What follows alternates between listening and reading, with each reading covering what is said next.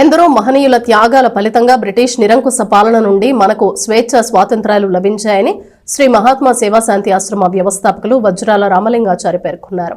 నాటి మహనీయులు రూపొందించిన భారత రాజ్యాంగాన్ని అందరూ గౌరవించాలని ఆయన సూచించారు. స్థానిక బురిపల్ల రోడ్లోని శ్రీ మహాత్మా సేవా శాంతి ఆశ్రమంలో 75వ భారత రాజ్యాంగ దినోత్సవాన్ని మంగళవారం సాయంత్రం ఘనంగా నిర్వహించారు.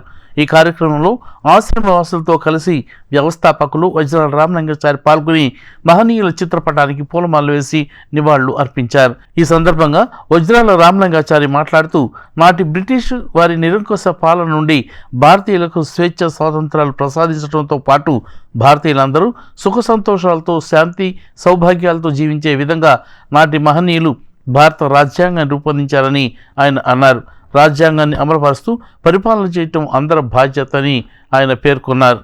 అనేక రకాలైన కష్టాలకు లోనై ఈనాడు మనం స్వేచ్ఛాజీవులుగా జీవిస్తున్నాం. స్వాతంత్రము రాకముందు బ్రిటిష్ వారి నిరంకుశ పాలన అంతా ఇంత కాదు. ఆఖరికి జైల్లో పెట్టి పురుగుల అన్నం పెట్టేవాళ్ళు. మలేరియా జ్వరం వస్తే మందులు ఇచ్చేవాళ్ళు కాదు. చలికి దుప్పటి ఇచ్చేవాళ్ళు కాదు. వ్యతిరేకంగా ఉన్న వాళ్ళందరినీ కాల్చవదరు వారిస్తారు. అటువంటి దాన్ని ఎదుర్కొంటూ మహాత్మా గాంధీజీ, మరి డాక్టర్ బిఆర్ అంబేద్కర్, బాబు రాజేంద్ర గారు, వల్లభాయ్ పటేలు, మరి చక్రవర్తి రాజగోపాలాచారి గారు, అబుల్ కలాం ఆజాద్ గారు, అనేక మంది మహనీయులు చాలా గొప్పవాళ్ళు. వాళ్ళు ఎదుర్కొని 1949 26 నవంబర్ అంటే ఈరోజు అనమాట 75 సంవత్సరాలు రాజ్యాంగాన్ని మనం స్వేచ్ఛగా అనుభవిస్తున్నాం.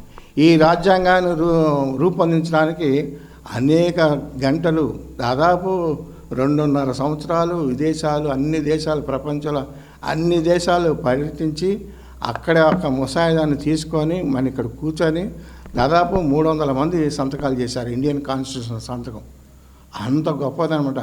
ప్రపంచంలో భగవద్గీత ఎంత గొప్పదో మన రాజ్యాంగం అంత గొప్పది. ఆ రాజ్యాంగాన్ని మనం తూచా పాటిస్తే మనందరం కూడా స్వేచ్ఛగా ఉంటాము.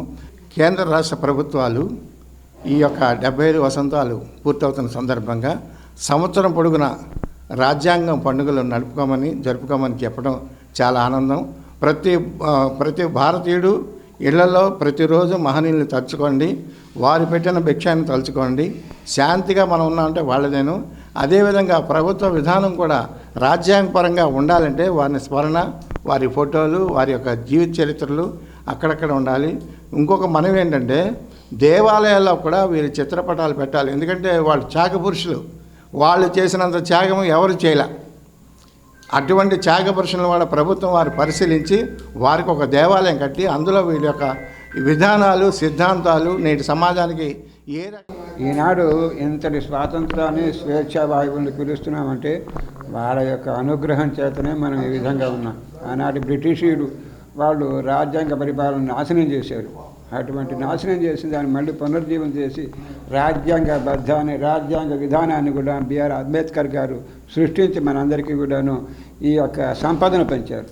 ఆ సంపదను మనం పరిరక్షించుకొని సమతావాదంతో, సమతా నైపుణ్యాలతో కూడాను మనం అంతా కూడాను సుభిక్షంగా ఉండాలని